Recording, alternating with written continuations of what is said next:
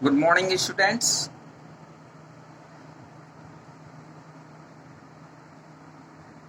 प्रश्नावली 2.5 सर्वसमीका पर आधारित है। सर्वसमीका, कुछ सर्वसमीका को आप पहले भी जानते होंगे। यहाँ पर x धन y का घात 2, इसको बहुत अच्छी तरीके से याद कर लेंगे आप बार बार लिख करके। इसका मान है x square plus 2xy plus y square. X minus y का घात 2 x square minus 2xy plus y square. तीसरा सर्वसमीका है x square minus y square, x धन वाई और एक्स ऋण वाई, एक्स धन ए एक्स धन बी कोष्टक बंद। इसका मान है x square a plus b x plus a b. इसको आपको याद करना पड़ेगा।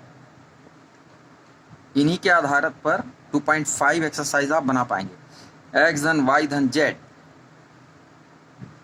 इसका स्क्वायर कैसा होगा? X square plus y square plus z square. X घात 2 वाई के घात 2 धन जेड का घात 2 धन 2xy धन 2yz धन 2zx। एक्स धन वाई का cube, x cube equal to x cube plus y cube plus 3xy x plus y. X minus y का क्यूब, ये है एक्स का घन ऋण वाई का घन ऋण 3xy एक्स ऋण वाई। इसको इस तरह से भी आप याद कर सकते हैं। एक्स का घात 3 ऋण 3x स्क्वायर वाई धन 3x वाई स्क्वायर ऋण y cube. X cube y cube plus z cube minus 3xy। इसका मान होता है x plus y plus z x square y square z square minus x y minus y z minus z x. तो इसे आप अच्छी तरह याद कर लेंगे और उसी के आधार पर ये पहला प्रश्न, उपयुक्त सर्वसमीकाओं को प्रयोग करके निम्नलिखित का गुणनफल ज्ञात कीजिए। एक्स धन 4 एक्स धन 10। तो इसमें हम सर्वसम का उपयोग कर रहे हैं एक्स धन ए एक्स धन बी। इसका मान होता है x square plus a plus b x plus a b. तो इस तरह से आप ए और बी, 4 को ए मान सकते हैं यहाँ पर और 10 को बी मान सकते हैं। एक्स तो एक्स प्लस ए एक्स प्लस बी के फॉर्म में है। इसका सीधा मान आ जाएगा x square plus 4 plus 10x plus 4 into 10। तो एक्स स्क्वायर धन 14x धन 40। तो ये गुणनफल इस तरह से प्राप्त कर सकते हैं आसानी से। इसी तरह 3x धन 4 और 3x ऋण 5। a बराबर 4 ले लो, b बराबर ऋण 5 ले लो। एक्स स्क्वायर धन a plus b x plus a b में मान रख देंगे। तो x के जगह 3x है यहाँ पर, तो 3x का स्क्वायर धन a प्लस बी, ए के जगह तुम्हारा दिया हुआ मान है ये 4 और b के जगह -5, तो 4 माइनस 5x प्लस 4 इंटू -5। तो इस तरह 9x square minus 1x minus 20। तो 9x square minus x minus 20 इसका आंसर आ जाएगा। बहुत ही आसानी से अगर सर्वसम का आपको याद है तो ये सब मान रख करके हल कर सकते हैं। अब 3 ऋण 2x 3 धन 2x, तो ये है x प्लस वाई और x माइनस वाई के फॉर्म में है। इसका मान होता है x square minus y square. तो 3 ऋण 2x और 3 धन 2x का मान हो जाएगा 3 का वर्ग ऋण 2x का वर्ग, 3 का वर्ग 9 ऋण 4x स्क्वायर। दूसरा प्रश्न है सीधा गुणनखंड के बिना निम्नलिखित गुणनफलों के मान ज्ञात कीजिए। 103 गुणित 107, इसको हम 100 धन 3 और 100 धन 7 के रूप में आसानी से लिख सकते हैं। एक्स धन ए और एक्स धन बी के रूप में बनाने के लिए हम इस तरह से काम करते हैं। तो एक्स के जगह ए ले लेना है, एक्स के जगह 100 लेना है सॉरी, और ए की जगह 3 और बी की जगह 7। एक्स प्लस बी का फॉर्म आ गया और इसका मान होता है x square a plus b x plus A into B. X square यहाँ पर 100 है, ए स्क्वायर टू 3 है, बी स्क्वायर टू 7 है, मान रख दीजिए। तो इस तरह से 100 का स्क्वायर प्लस 3 प्लस 7 कोष्टक बंद और ये इंटू 100 प्लस 3 इंटू 7 हल करेंगे तो इस तरह 11,027 आता है। 95 इंटू 96, 95 को 100 माइनस 5 और 100 माइनस 4 के रूप में 96 को लिख सकते हैं। और x plus B same formula use करेंगे और मान रख देंगे, हल करेंगे तो इस तरह से इसका मान आ जाएगा। तीसरा प्रश्न, उपयुक्त सर्वसमीका का प्रयोग करके निम्नलिखित का गुणनखंड ज्ञात कीजिए। अब इसका गुणनखंड निकालना है। विस्तार रूप में दिया हुआ है 9x का घात 2 धन 6xy धन y स्क्वायर। तो 9x किसका वर्ग है? 3x का वर्ग है और y इस वर्ग के रूप में दिया हुआ है। तो a बराबर 3x ले लो या x बराबर 3x और यहाँ पर y, तो a स्क्वायर प्लस 2ab के फॉर्म में, 2a की जगह 3x और b की जगह y, तो 6xy इस तरह से भी हम लिख सकते हैं। तो a स्क्वायर धन 2ab plus a square plus 2ab plus b square के फॉर्म में आ गया। तो इसका मान क्या हो जाएगा? a प्लस b का वर्ग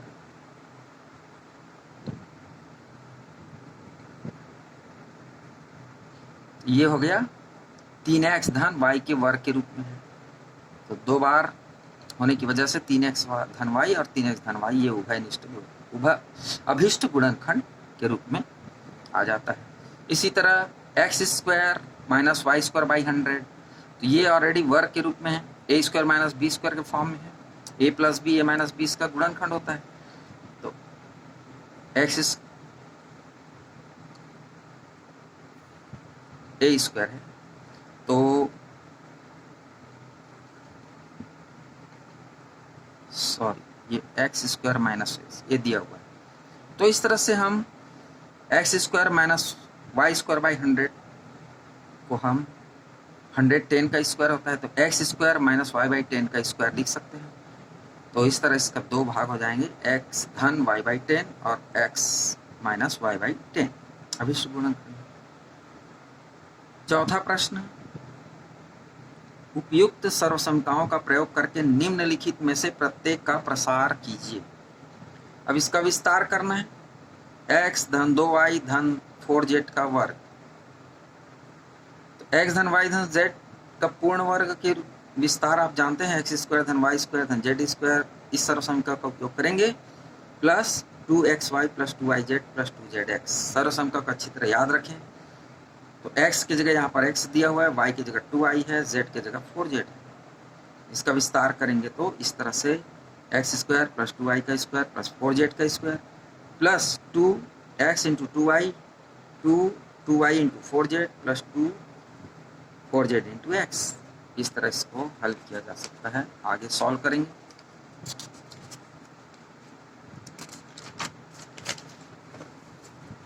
तो इस तरह से इसका आंसर आ जाता है। इसी तरह आप छठवां प्रश्न को भी आसानी से हल कर सकते हैं। पांचवें का पहला प्रश्न सभी सर्वसमताओं पर आधारित है और इसको आसानी से हल किया जा सकता है। छठवां प्रश्न, निम्नलिखित घनों को प्रसारित रूप में लिखिए। 2x धन 1 का घात 3 है, तो सर्वसम का a धन b के घात 3, a का घात 3 धन 3 है a स्क्वायर b, इसको याद रखेंगे, plus 3ab square plus b cube का उपयोग करेंगे। यहाँ पर a बराबर 2x ले लेंगे और इसको a ले लेंगे और इसको b ले लेंगे, b बराबर 1, ये मान रख करके हल करने से इस तरह से 8x का घात 3 और इस तरह से आंसर आ जाएगा। चौथा प्रश्न भी a ऋण b का घात 3 है, a का मान x, b का 2/3 y ले लीजिए और a ऋण b का घात 3 का मान एक इसी के जैसे है, लेकिन एक के बाद एक प्लस माइनस आएगा। तो a का घात 3 ऋण 3a स्क्वायर b धन 3ab square minus b cube.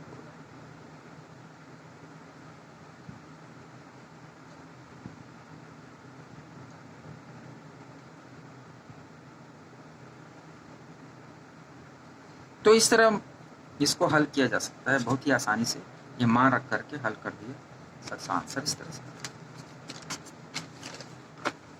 सातवां नंबर प्रश्न, उपयुक्त सर्वसमता का प्रयोग करके निम्नलिखित का मान ज्ञात कीजिए। 99 का घात 3, 99 को 100 माइनस 1 का घात 3 के रूप में लिख सकते हैं। तो a माइनस बी क्यूब, तो इस तरह से a क्यूब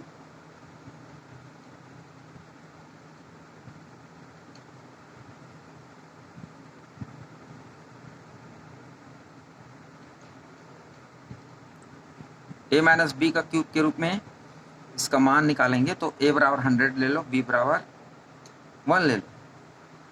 तो इस तरह से मान रख करके हल करते हैं तो ये -1 के रूप में आएगा। यहाँ पर -1 करेक्ट कर लेंगे और इसको सॉल्व करेंगे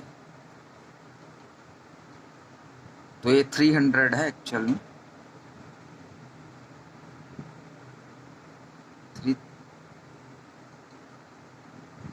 अब इसमें प्लस प्लस को जोड़ दीजिए, माइनस माइनस को जोड़ दीजिए और इसको सॉल्व करेंगे तब इसका आंसर जो आएगा वह उपयुक्त आंसर होगा। सॉल्व कर लीजिएगा इसको और इसका मान निकाल लीजिए। इसी तरह 102 का घात 3 तो 100 + 2 पूरे का घात 3 लिख सकते हैं इसको। और 998 को हम कैसे लिख सकते हैं 1000 - 2 का होल पावर 3। अब इसको विस्तार करके सर्वसंख्या का उपयोग करके हम हल कर सकते हैं। 8वां प्रश्न, निम्नलिखित में से प्रत्येक का गुणनखंड ज्ञात कीजिए। 8a का घात 3 धन b का घात 3 धन 12a² b धन 6ab²। a बराबर 2a और b बराबर b के रूप में लेकर के a धन b के घात 3 के रूप में इसे लिख सकते हैं। a का घात 3 धन b का घात 3 धन 3a² b धन 6ab² हो जाएगा, दिया हुआ है जो। तो इसको हम किस तरह से लिख सकते हैं 8a के घात 3 2a के घात 3 हो जाएगा, 2 दूनी 4 4 दूनी 8, b का घात 3 और इसको इस तरह से 3a का घात 2b और प्लस 3a b का घात 2 ऐसा लिखा जा सकता है। और इस तरह से ये मान होगा 2a धन b का घात 3, तो 3 बार है इसलिए हम इसको 3 बार लिख देते हैं। यही अभिष्ट गुणनखंड है। 5वां प्रश्न कुछ इस तरह से है, दिया हुआ है। इसको भी हम क्यूब के रूप में लिख लेते हैं, घात 3 के रूप में। 27 3 का होता है और p³ दिया है तो 3p का घात 3 हो जाएगा। 1/216 तो 1/6 का घात 3। तो इस तरह से हम इसको लिख सकते हैं 3a² b धन 3ab² के रूप में। सर्वसंख्या का उपयोग करेंगे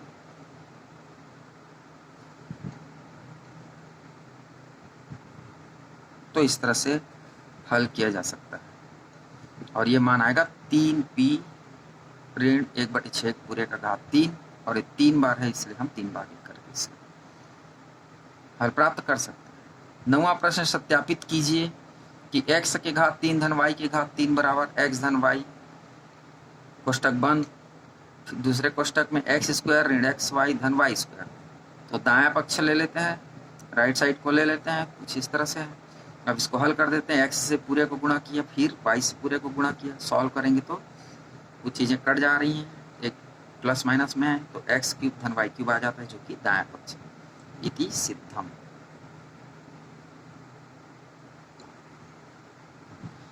10वां प्रश्न, निम्नलिखित में से प्रत्येक का गुणनखंड कीजिए। 27y का घात 3 धन 125z का घात 3। 27y के घात 3 को हम क्या लिख सकते हैं 3y का घात 3 और 125z के घात 3 को 5z के घात 3 के रूप में। a³ धन b³ के रूप में है a धन b a² minus ab plus b²। तो इस तरह 3y धन 5z का क्यूब के रूप में इसको हम लिख सकते हैं। a³ धन b³ के रूप में है, इसका विस्तार होगा a धन b a² minus ab plus b²। इसी रूप में आप इसको लिख सकते हैं, a के जगह 3y, b के जगह 5z और इस तरह से इसको हल किया जा सकता है। सेकंड नंबर क्वेश्चन हम बाद में देखेंगे। Thank you.